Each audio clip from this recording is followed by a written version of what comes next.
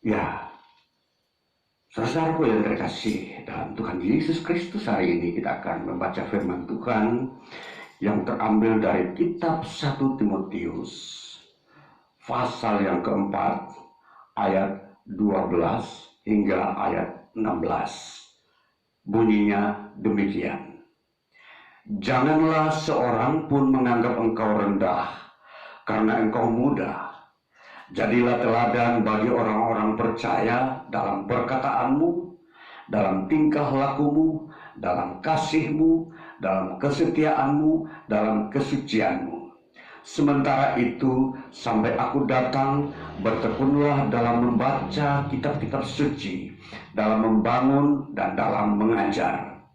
Jangan lalai dalam mempergunakan karunia yang ada padamu, yang telah diberikan kepadamu oleh nubuat dan dengan penumpangan tangan sidang penatua. Perhatikanlah semuanya itu, hiduplah di dalamnya, supaya kemajuanmu nyata kepada semua orang. Awasilah dirimu sendiri dan awasilah ajaranmu. Bertekunlah dalam semuanya itu, karena dengan berbuat demikian engkau akan menyelamatkan dirimu dan semua orang yang mendengar engkau. Ya, sampai demikian bagian bacaan firman Tuhan yang kita baca. Dan hari ini, saudara-saudara yang terkasih, kita mau merenungkan sebuah tema yang disebut, yang saya angkat adalah orang muda yang beriman. Ya, saudara-saudara yang terkasih, kalau kita melihat tema ini, orang muda yang beriman, berarti kita harus mengerti dulu apa itu orang muda. Ya, orang muda, kalau kita melihat definisi secara psikologi, yang seringkali kita mendengar psikologi perkembangan, itu membagi usia manusia itu menjadi 4 bagian. Ya, bagian pertama yaitu yang disebut anak dan remaja, umur 6 sampai 20 tahun. Ya, kemudian bagian yang kedua, umur 20 tahun sampai dengan 40 tahun, dikatakan itu anak muda. Ya, kemudian umur 40 tahun sampai 60 tahun disebut dewasa. Dan 60 tahun sampai 80 tahun adalah dewasa lanjut. Yaitu bagian 4 bagian ya. Oke, kita mau melihat tema anak muda yang beriman. Nah, kita sudah membaca kitab 1 Timotius di sini pasal 4. Di sini dalam ayat yang ke-12 menjadi dasar kekuatan kita berbicara tentang anak muda. Dikatakan, jangan seorang pun menganggap engkau rendah karena engkau muda. Nah, ini kepada Timotius. Jadi kalau kita memperhatikan, surat Timotius ini adalah surat Rasul Paulus ketika dia ada di dalam penjara di Roma, ketika dia sudah berumur kurang lebih 64 tahun. Ya. Jadi usia Rasul Paulus ini sudah tua, tergolong bukan lagi muda karena dia sudah dianggap umur 60 tahun ke atas dan dikategori sebagai dewasa lanjut. Nah, jadi kalau kita perhatikan seorang rasul yang sudah senior, sudah tua, sudah pernah mengalami masa muda, dan tentunya menasihati si Timotius yang masih berumur 22 tahun. Jadi Timotius ini dia masih muda. Tentunya kalau kategori kita mengukur usia ini, mereka baru kuliah semester 4. Ya, semester 4 kalau zaman sekarang kita ikuti perkembangan usia rata-rata 22 mereka masih ada di bangku kuliah. Dan kalau kita melihat dengan kacamata sekarang ini, anak-anak yang ada di semester 4 perguruan tinggi, tentunya mereka belum disebut anggap mahir. Mereka masih belajar. Mereka masih menuntut ilmu, mereka perlu dibimbing, mereka perlu dibukakan apa itu masa depan, bagaimana memperlengkapi diri dengan motivasi yang mulia. Nah ini, yang mereka masih banyak menimba ilmu. Nah, jadi kalau kita memperhatikan nasihat ini, berarti tepatlah kalau dikatakan bahwa generasi muda itu adalah generasi yang masih labil. Anak muda adalah anak muda di kategori mereka masih mudah berubah pendirian. Ya, kalau kita melihat dari sisi emosional, memang anak muda lebih banyak dikuasai oleh emosional daripada rasional. Jadi ini hal-hal yang perlu kita perhatikan. Memang di dalam perkembangan jiwa manusia, disinilah yang menjadi sebuah takaran ukuran kita menilai bagaimana melihat seseorang dari umurnya. Kalau seseorang berumur, kalau kita katakan dia sudah dewasa, maka kita melihat itu dia sudah berumur 60. Ya. Jadi kita akan melihat kalau dia di bawah itu dia masih disebut di kategori ya maksudnya sudah dewasa tapi masih dewasa, dikatakan dewasa madya. Kalau dewasa lanjut mereka sudah 60 sampai 80. Jadi kalau mereka masih 40 kategorinya sampai 20 ini adalah sorotan tentang anak muda. Nah, kalau kita memperhatikan murid-murid Tuhan Yesus, bahkan Yesus Kristus sendiri ketika dia memulai pekerjaan pemberitaan Injil, dia berumur 30 tahun. Dan dia memanggil murid-muridnya, rasul-rasulnya 12 itu semua berumur sama. Rata-rata 30 tahun. Jadi sebaya dengan Yesus pada saat mereka menjadi murid Yesus. Dan bahkan Petrus, Yohanes ketika Yesus naik ke surga, mereka masih berusia sekitar 31 tahun menjadi rasul memberitakan Injil. Ya, jadi tentunya masih kategori muda. Nah, jadi saudara-saudara yang terkasih, bahwa anak muda tidak bisa kita ukur bahwa mereka tidak bisa beriman. Kalau kita mengukur dari sisi psikologi, maka anak muda seringkali dikategori sebagai anak muda yang labil. Artinya tidak mungkin bisa beriman. Karena kalau kita mengukur definisi iman, iman itu adalah sebuah ketentuan bahwa orang itu sudah stabil. Iman itu akan membuat orang itu menjadi gampang dewasa.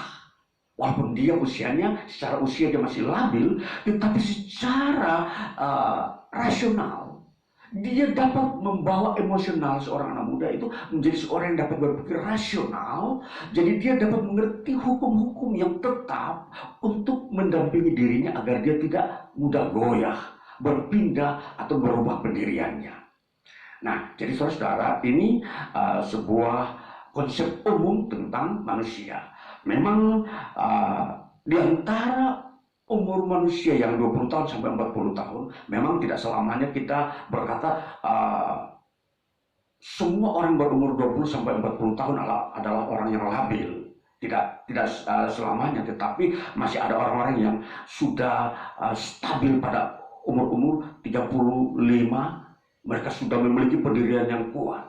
Nah, jadi ini kita hanya berbicara mengambil yang global, yang pandangan umum. Kita temui bahwa rata-rata kehidupan manusia dalam usia seperti 20-40 secara psikologi mereka masih labil. Nah, tapi kita hari ini membahas bagaimana orang muda yang beriman. Kita melihat bahwa Timotius dari kacamata psikologi, dia berumur 22 tahun. Menjadi seorang pemimpin rohani di kalangan orang-orang yang ada di Efesus yang berusia di atas jauh lebih tua dari dia. Katakanlah orang-orang Efesus, orang-orang yang sudah berusia 50 tahun ke atas, katakanlah dewasa. Bisa saja itu kategori orang tua yang di mata Timotius, mereka adalah orang-orang tua yang tentunya lebih dulu tahu tentang kondisi-kondisi yang ada terjadi di sekitar mereka. Nah, ini dari sisi psikologi manusia. Tetapi justru di sini berbeda. Rasul Paulus mempercayakan kepada Timotius ini untuk menjadi pemimpin rohani di kalangan jemaat Tuhan yang ada di Efesus. Menjadi orang-orang yang bisa dipanuti, bisa diminta nasihat. Bagaimana sikap-sikap kehidupan menghadapi kondisi-kondisi yang terjadi di sekitar lingkungannya. Bahkan kehidupan pribadi pun yang seringkali orang mengalami sebuah goncangan-goncangan hidup. Mereka tidak keliru kalau meminta nasihat kepada seorang yang bernama Timotius. Nah, itulah sebabnya di dalam pandangan Paulus ini, dia memberi nasihat kepada Timotius, kamu harus tetap setia membaca kitab suci. Nah, ini dasar utama yang harus dipersiapkan oleh Timotius yang masih muda ini. Jadi kunci untuk dia bisa menjadi seorang yang dipanuti oleh orang-orang yang lebih tua adalah dia harus selalu membaca kitab suci. Dikatakan di dalam ayatnya yang ke-13 dikatakan demikian. Sementara itu sampai aku datang, bertekunlah dalam membaca kitab-kitab suci, dalam membangun dan dalam mengajar. Nah, jadi peranan penting seorang muda adalah membaca kitab suci. Nah, inilah yang menjadi dasar yang kita mau bahas saat ini, bahwa orang muda di era saat ini memasuki abad 21, pertengahan abad 21 ya. Ini tahun 2022 ya. Ya. Jadi tentunya kita mau melihat ini merupakan generasi modern di mana banyak anak muda yang mencurahkan waktunya atau menghabiskan waktunya mempelajari ilmu-ilmu modern yang sedang berkembang saat ini. Mereka mencari teori-teori, bahkan banyak buku yang mereka harus baca untuk memperlengkapi mereka hidup di era ini. Ya, tentunya sebuah perlombaan itu tidak salah.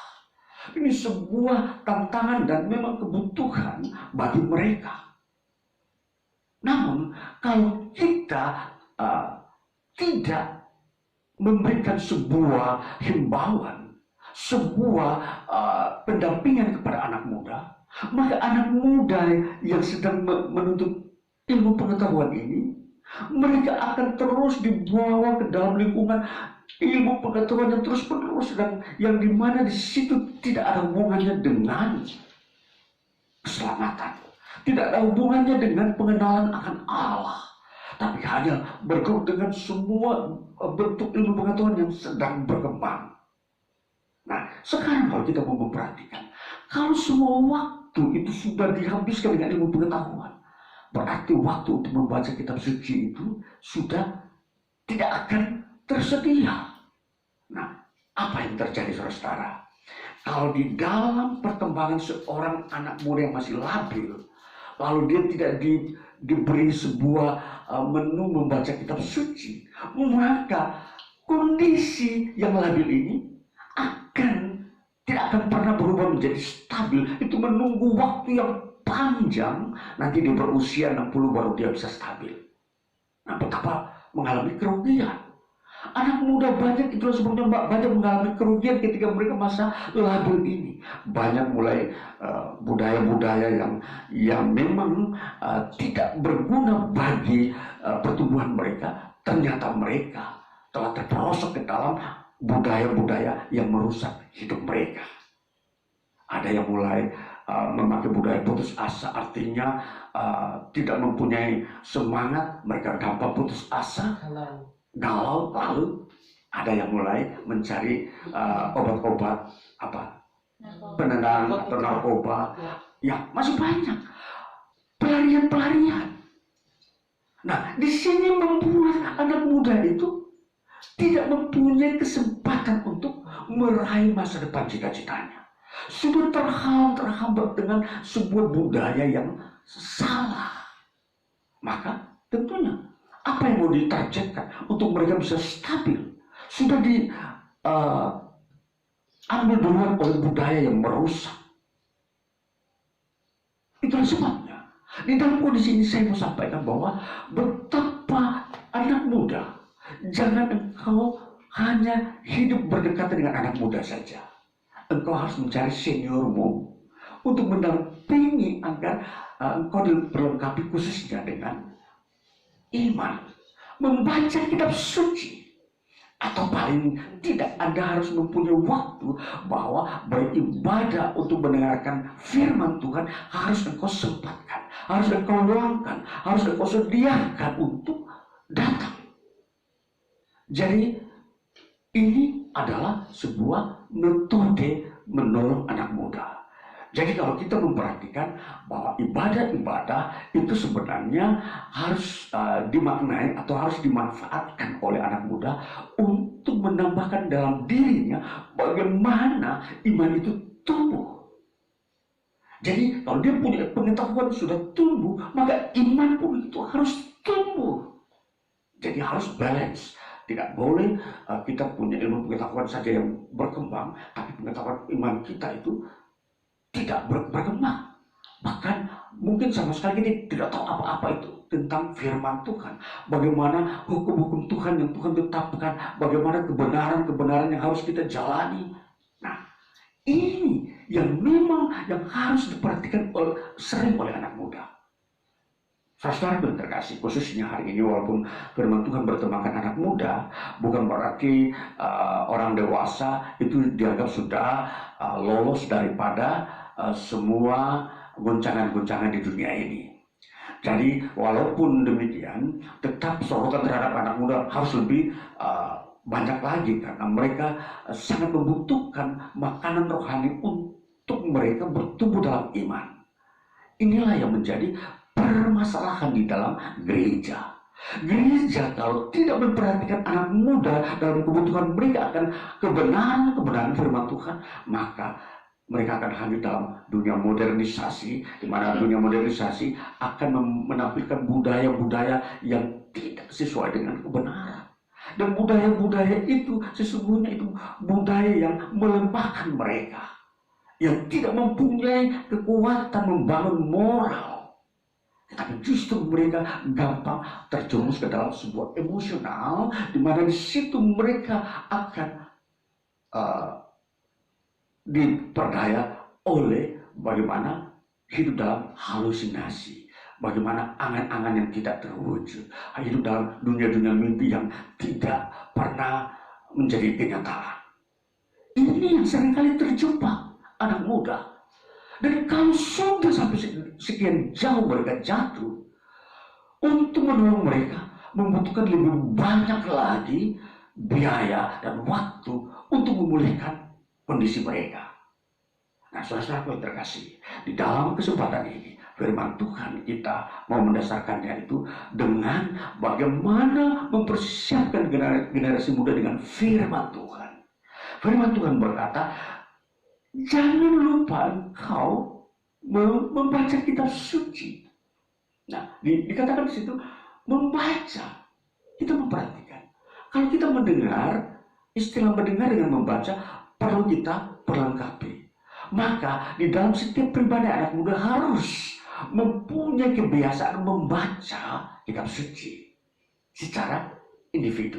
Ya, kalau kita hadir dalam pertemuan persekutuan itu kita masih ada dalam porsi mendengar, itu adalah sangat-sangat menolong. Tetapi kita harus membangkitkan dalam diri kita sikap membaca secara langsung dengan maksud dan tujuan supaya kita itu mempunyai penguasaan diri, melatih diri kita membaca. Ini yang harus kita temukan atau kita berikan kepada generasi muda. Berapa persen di dalam satu jemaat generasi muda berada di dalam satu jemaat? tentunya di dalam presentasi generasi muda di satu gereja itu biasanya mendominasi atau lebih banyak daripada generasi tua dan anak-anak. Nah, jadi kalau kita melihat dari sisi presentasi, betapa jemaat itu membutuhkan pendampingan-pendampingan agar mereka tidak hilang. Kalau kita memperhatikan sekarang ini di dunia Eropa, yang mengisi gereja di sana hanya orang tua yang sudah berumur 60 tahun sampai 80 tahun. Yang generasi-generasi di bawah itu, umur itu, mereka tidak ada di gereja ketika beribadah. Mereka ada di tempat rekreasi. Mereka semua melakukan kegiatan-kegiatan yang mereka butuhkan secara psikologi. Ini sebuah dampak-dampak yang terjadi ketika tidak diberikan pelatihan sejak muda. Nah, itulah sebabnya ketika kita melatih diri kita sejak muda, di sini kita akan menemukan kekuatan pemeliharaan diri kita sampai kita tua, terbiasa membaca kitab suci. Saudara yang terkasih, kita melihat bahwa generasi muda memiliki 3 unsur yang begitu penting di dalam diri mereka. Mereka memiliki semangat yang disebut energi, yang di situ ada ide-ide yang akan berkembang di dalam mereka.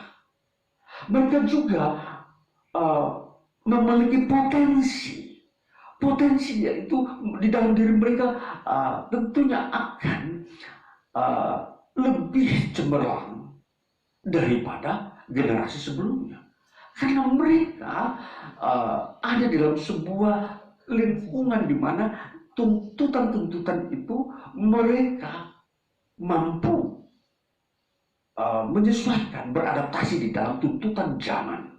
Maka anak muda adalah mereka memiliki potensi. Dan yang ketiga, mereka memiliki motivasi yang berjangka panjang. Jadi motivasi mereka itu memiliki cita-cita. Bagaimana mereka ingin membangun bangsanya, membangun dirinya untuk sesuatu yang lebih lagi. Jadi apa yang belum dikerjakan oleh generasi tua, mereka ini akan mengerjakannya. Nah, ini saudara-saudara, generasi muda memiliki ada 3 unsur dalam dirinya. Maka perhatikan baik-baik, generasi muda, engkau sangat berharga sebenarnya. Apa yang Yesus kerjakan ketika dia ada di dunia ini, ketika dia juga seorang pemuda? Banyak rasul semua pemuda. Jadi kalau kita memberikan sebuah kesimpulan bahwa kerajaan Allah itu dikerjakan oleh anak-anak muda. Saudara, perhatikan baik-baik. Kerajaan Allah yang ada di bumi ini dikerjakan oleh anak muda. Mereka pencetus-pencetus dan pembuka pintu-pintu yang tertutup generasi muda. Jadi kalau kita memperhatikan bahwa anak muda mempunyai potensi bagi Tuhan di dalam mengembangkan pekerjaan Tuhan, kita harus memperhatikan bahwa kerajaan Tuhan, kerajaan Allah itu tidak akan terjadi begitu saja. Kerajaan Allah tidak bisa muncul secara sesuatu yang disebut tiba-tiba tanpa ada seseorang atau manusia yang mengerjakannya. Kerajaan Allah itu artinya kerajaan di mana Allah memerintah atas siapa? Atas manusia. Allah itu memerintah atas manusia. Maka yang mengerjakan kerajaan Allah ini adalah manusia. Apakah makhluk lain tidak bisa mengerjakannya? Tidak. Karena memang kerajaan Allah itu diperuntukkan kepada manusia, bukan kepada makhluk lain. Jadi kalau kita memperhatikan antara makhluk-makhluk yang ada, kalau kita memperhatikan malaikat itu mereka sudah di surga. Mereka tidak dibutuhkan oleh Tuhan untuk mengerjakan kerajaan Allah. Karena apa? Mereka sudah mempunyai tempat tersendiri. Sekarang kita tinggal membahas manusia. Kita ini manusia yang sedang Allah proyeksikan untuk sebuah proyek yang disebut kerajaan Allah. Bahwa kerajaan Allah itu sedang ada di dalam proses pengerjaannya Allah. Jadi katakanlah kalau kita mempelajari secara singkat saja sejarah kerajaan Allah, itu dimulai dari Yesus Kristus. Yesus Kristus datang ke dalam dunia itu untuk mengerjakan proyeknya kerajaan Allah. Kita berkata demikian karena kita melihat di dalam apa yang Yesus Kristus kerjakan. Dia mati di kayu salib untuk apa? Untuk mengampuni dosa manusia. Mengampuni dosa manusia untuk apa? Untuk membawa manusia ini masuk di dalam kerajaan Allah yang isinya itu memang hanya manusia yang mengalami pengampunan dosa. Karena kerajaan Allah itu suci, kudus, maka membutuhkan manusia yang mengalami pengampunan dosa. Itu yang disebut proyek. Jadi proyek ini yang disebut proyek pengampunan dosa namanya. Yesus Kristus telah mengerjakannya.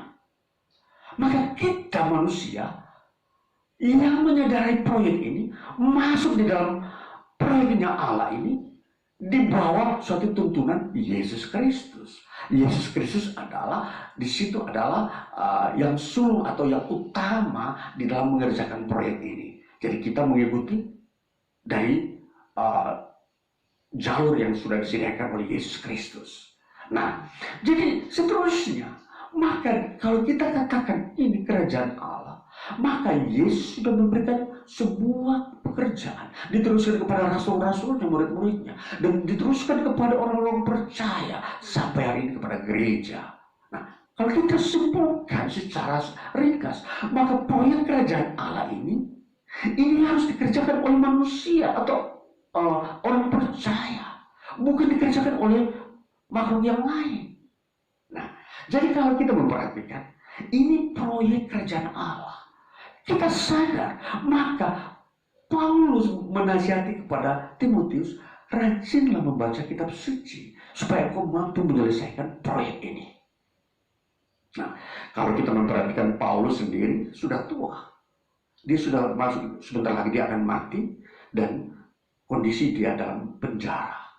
Dan tentunya dia memperhatikan generasi muda untuk memikul beban proyek kerajaan Allah ini. Nah, jadi inilah yang harus kita perhatikan, bahwa kenapa anak muda menjadi sorotan Allah di dalam memanggil mereka. Jadi pada waktu mereka masih remaja, itu belum bisa dipercayakan sebuah tanggung jawab pekerjaan Tuhan, yaitu pekerjaan kebenaran. Ketika dia memasuki usia dewasa, anak muda ini sudah mulai dipersiapkan. Nah, jadi ini saudara, apa yang kita baca di dalam kitab 1 Timotius ini, dikatakan bahwa bertekun dalam membaca kitab suci. Dan kemudian dikatakan, hendaklah perkataanmu dan tingkah lakumu dan kasihmu dan kesetiaanmu itu juga menjadi teladan. Jadi perkataanmu apa? Perkataanmu itu selalu ada di dalam garis kebenaran. Tingkah lakumu juga demikian. Nah, jadi pembinaan terhadap anak muda adalah di dalam mengatur perkataan dan tingkah laku. Nah, saudara-saudara, kalau kita memperhatikan pembelajaran bagaimana mengatur perkataan yang benar dan tingkah laku yang baik terhadap generasi muda atau anak muda, ini sebenarnya sesuatu momen kesempatan yang paling berharga. Karena di dalam usia inilah gampang sekali terjadi proses transformasi akan kebenaran. Kenapa demikian?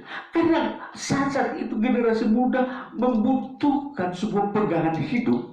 Apa yang dia harus pakai, model apa yang dia harus pakai untuk memasuki kehidupan dia di masa dia dewasa. Dan ini generasi muda. Jadi saudara generasi muda, saudara dengar bagian ini baik-baik. Manfaatkanlah usiamu sebagai sebuah usia emas Anda untuk mempersiapkan diri Anda menjadi seorang pemuda yang beriman. Ya, jadi di sini mungkin zaman sekarang kalau ada orang yang sudah berumur 22, sudah berkeluarga atau 25 sampai 30, bukan berarti mereka meninggalkan usia muda. Tetap mereka masih kategori wilayah ini karena dari sisi potensi. Jadi usia muda bukan berarti mereka itu lajang ya, bukan berarti mereka belum menikah. Pengertian di situ tidak dipakai. Jadi kalau kita memperhatikan orang muda yang beriman ini adalah kita memperhatikan dari periode usia 20 sampai 40. Nah, saudaraku yang terkasih, selain kita memperhatikan potensi mereka mengerjakan kerajaan Allah, sebenarnya mereka juga potensi untuk memelihara kerajaan Allah. Apa itu memelihara kerajaan Allah? Artinya mereka tidak gampang hancur atau keluar dari persekutuan dengan Allah ketika mengalami pencobaan-pencobaan yang ada di dunia ini. Kita melihat banyak generasi muda yang keluar dari persekutuan dengan Kristus Yesus karena berbagai pencobaan-pencobaan yang mereka hadapi di lingkungan pekerjaan dan pergaulan.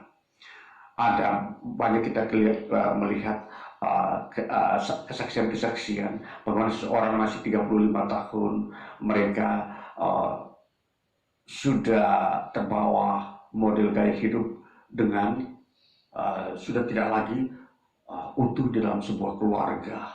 Mereka terjadi perceraian misalkan karena ada budaya-budaya yang hadir di tengah kehidupan pekerjaan dan pergaulan sehingga mereka tidak mampu menghadapi sebuah pencobaan yang berat seperti ini. Belum lagi masih ada kondisi krisis ekonomi yang menghantam generasi muda. Di sini akhirnya karena faktor ekonomi terjadi perceraian. Nah, ini hal-hal yang ada di dunia ini, fakta-fakta.